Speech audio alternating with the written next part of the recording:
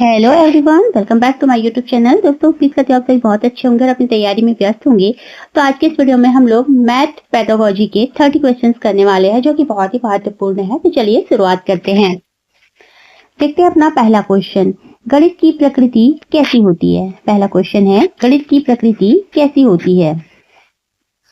Option A है सजावटी होती है, ऑप्शन बी है तार्किक होती है, ऑप्शन सी है कठिन है और ऑप्शन डी सामान्य के लिए नहीं है। तो गणित की प्रकृति कैसी होती है, तो गणित की प्रकृति जो है वो तार्किक होती है। ऑप्शन बी सही आंसर है। चलिए आगे बढ़ते हैं। सेकंड नंबर के क्वेश्चन में आते हैं। गणित सभी विज्ञानों का द्वार और कुंजी है। गणित जो है सभी विज्ञानों का द्वार और कुंजी है, यह कथन किसका है। ऑप्शन ए रोजर बेकन का है, हैमिल्टन का है, प्लेटो का है या रसेल का है। तो गणित सभी विज्ञानों का द्वार और कुंजी है, यह कथन है रोजर बेकन का। ऑप्शन ए सही आंसर हो जाएगा। चलिए आगे बढ़ते हैं। क्वेश्चन नंबर थर्ड है, गणित शिक्षण का मुख्य उद्देश्य क्या है। गणित शिक्षण का मुख्य उद्देश्य क्या है। बच्चों को अंक गणित का ज्ञान देना है, तार्किक ढंग से सोचने की क्षमता का विकास करना है, गणना करने की शक्ति बढ़ाना है या सूत्र याद करवाना है। तो गणित शिक्षण का मुख्य उद्देश्य क्या होता है, तो तार्किक ढंग से सोचने की क्षमता का विकास करना गणित शिक्षण का मुख्य उद्देश्य होता है। चलिए क्वेश्चन नंबर 4 में आते हैं।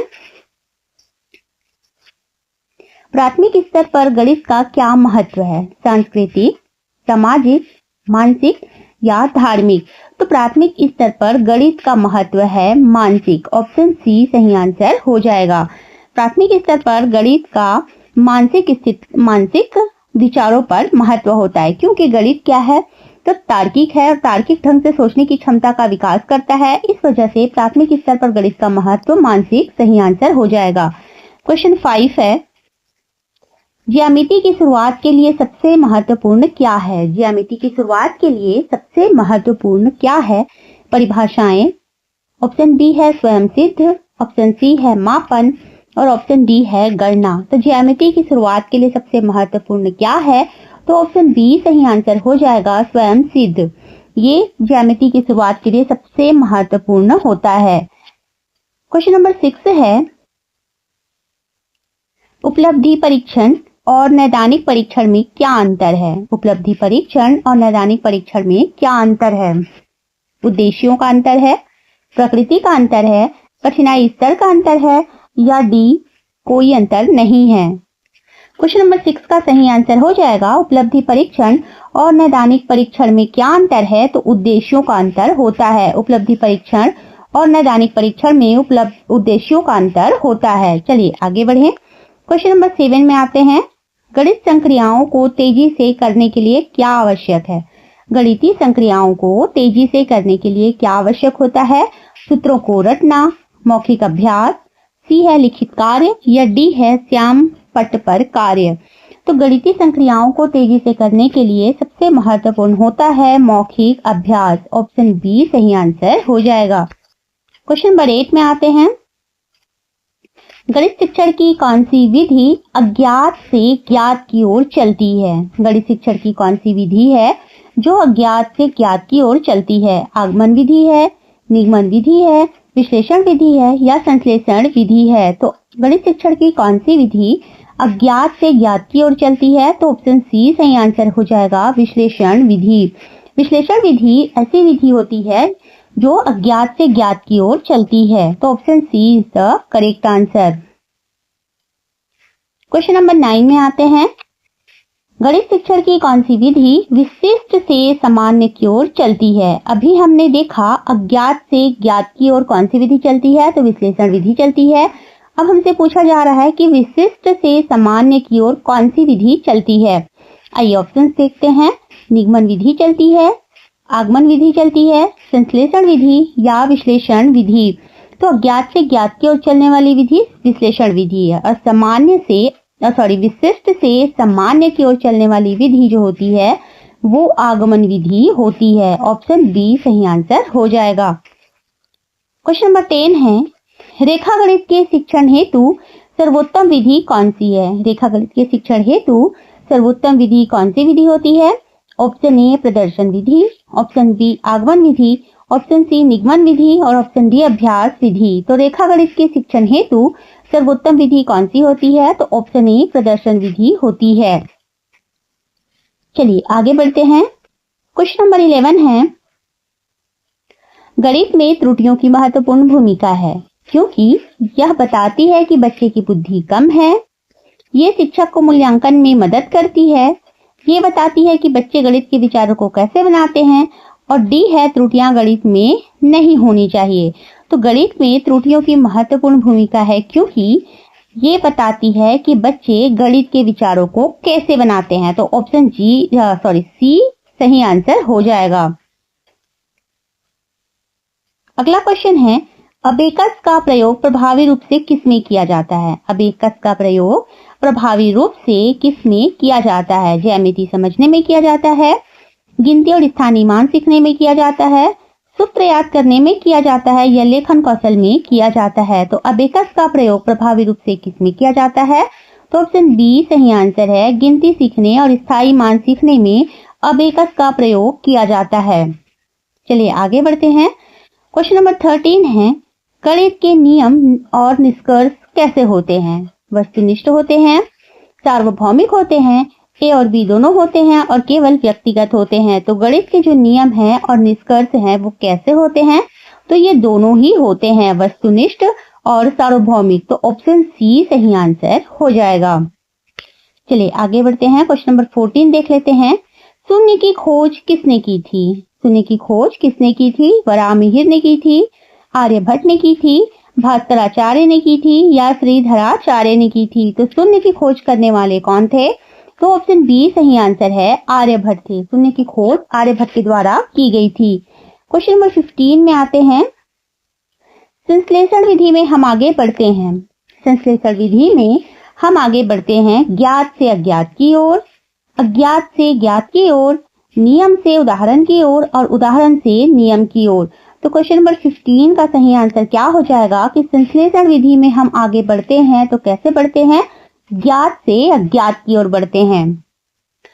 संश्लेषण विधि में ज्ञात से अज्ञात की ओर आगे बढ़ते हैं और विश्लेषण विधि में अज्ञात से ज्ञात की ओर आगे बढ़ते हैं। तो संश्लेषण विधि वाला जो क्वेश्चन है उसका आंसर हो जाएगा ज्ञात से अज्ञात की ओर। संश्लेषण विधि में हम आगे बढ़ते हैं ज्ञात से अज्ञात की ओर। क्वेश्चन नंबर 16 देख लेते हैं। राष्ट्रीय पाठ्यचर्या रूपरेखा एनसीएफ 2005 के अनुसार गणित शिक्षण का लक्ष्य होना चाहिए। संकीर्ण लक्ष्य होना चाहिए, महत्वाकांक्षी और सुसंगत होना चाहिए, केवल रोजगार उन्मुख होना चाहिए, या परीक्षा पास कराना होना चाहिए। तो एनसीएफ 2005 के अनुसार गणित शिक्षण का लक्ष्य कैसा होना चाहिए? तो महत्वाकांक्षी और सुसंगत होना चाहिए। ऑप्शन बी सही आंसर हो जाएगा। क्वेश्चन नंबर 17 में आते हैं। नैदानिक परीक्षण डायग्नोस्टिक टेस्ट के बाद क्या किया जाता है? परीक्षा ली जाती है, उपचारात्मक शिक्षण किया जाता है, गृह कार्य दिया जाता है, या दंड दिया जाता है? तो नैदानिक परीक्षण के पश्चात क्या किया जाता है? तो उपचारात्मक शिक्षण किया जाता है। ऑप्शन बी सही आंसर हो जाएगा। चलिए क्वेश्चन नंबर 18 में आते हैं। गणित की भाषा का मुख्य गुण क्या है? गणित की भाषा का मुख्य गुण क्या है? शुद्धता है, यथार्थता है, सक्षमता है, और उपरोक्त सभी है। तो गणित की भाषा का मुख्य गुण शुद्धता भी है, यथार्थता भी है, और सक्षमता भी है। तो ऑप्शन जो डी है सही आंसर हो जाएगा। चलिए 19वें नंबर के क्वेश्चन को देख लेते हैं। छोटी कक्षाओं में गणित विषय में रुचि पैदा करने के लिए शिक्षण का तरीका होना चाहिए।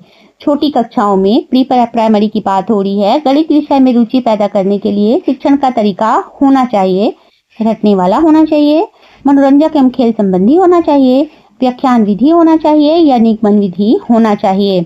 तो छोटी कक्षाओं में गणित विषय में रुचि पैदा करने के लिए शिक्षण का तरीका कैसा होना चाहिए? तो मनोरंजक व खेल संबंधी होना चाहिए। ऑप्शन बी सही आंसर हो जाएगा। गणित सार संग्रह के लेखक कौन है? गणित सार संग्रह के लेखक कौन है? आर्यभट्ट है, महावीराचार्य है, ब्रह्मगुप्त है, या श्रीधराचार्य है? तो गणित सार संग्रह के लेखक कौन है? तो ऑप्शन बी सही आंसर है, महावीराचार्य। गणित सार संग्रह के लेखक महावीराचार्य हैं। क्वेश्चन नंबर 21 में आते हैं। वेन हीले का स्तर किससे संबंधित है? वेन हीले का स्तर किससे संबंधित है? संख्या संकल्पना से, ज्यामितीय चिंतन से, स्थानीय मान से या भिन्न से। तो वेन हिले का स्तर किससे संबंधित है? तो ज्यामितीय चिंतन से संबंधित है। ऑप्शन बी सही आंसर हो जाएगा। चलिए 22 नंबर का क्वेश्चन देख लेते हैं। गणित की पाठ्य पुस्तक में विषय वस्तु का संगठन होना चाहिए। गणित की पाठ्य पुस्तक में विषय वस्तु का संगठन कैसा होना चाहिए? क्या शिक्षक के अनुसार होना चाहिए, विद्यार्थी के अनुसार होना चाहिए, पाठ्यक्रम के अनुसार होना चाहिए या डी इनमें से कोई नहीं? तो गणित की पाठ्य पुस्तक में विषय वस्तु का संगठन कैसा होना चाहिए? तो विद्यार्थी के अनुसार होना चाहिए। ऑप्शन बी सही आंसर हो जाएगा। आगे बढ़ते हैं। मूल्यांकन का निकटतम संबंध किससे होता है? मूल्यांकन का निकटतम संबंध किससे होता है? विषय वस्तु से होता है, मूल्यांकन प्रविधियों से होता है, उद्देश्यों से होता है या सीखने के अनुभव से होता है? तो मूल्यांकन का निकटतम संबंध किससे होता है? तो ऑप्शन सी सही आंसर हो जाएगा, उद्देश्यों से होता है। क्वेश्चन नंबर 25 में आते हैं। एक अच्छे परीक्षण की विशेषता क्या है? एक अच्छे परीक्षण की विशेषता क्या है? वैधता है, विश्वसनीयता है, वस्तुनिष्ठता है या उपरोक्त सभी है? तो एक अच्छे परीक्षण की विशेषता ये सभी होते हैं, वैधता, विश्वसनीयता, वस्तुनिष्ठता, और तो ऑप्शन डी सही आंसर हो जाएगा। चलिए 25 नंबर के क्वेश्चन में आते हैं। गणित में प्रोजेक्ट विधि के प्रतिपादक कौन है? किलपैट्रिक है, थॉर्नडाइक है, स्किनर है या सुकरात है? तो गणित में प्रोजेक्ट विधि, प्रोजेक्ट मेथड के प्रतिपादक कौन है? तो सही आंसर है किलपैट्रिक। ऑप्शन जो ए है सही आंसर हो जाएगा। 26 नंबर का क्वेश्चन है। लीलावती पुस्तक के लेखक कौन है? लीलावती पुस्तक के लेखक कौन है? आर्यभट्ट हैं, रामानुजन हैं, भास्कराचार्य है या ब्रह्मगुप्त है? तो लीलावती पुस्तक के लेखक भास्कराचार्य सेकंड है। ऑप्शन सी सही आंसर हो जाएगा। 27 नंबर का क्वेश्चन है।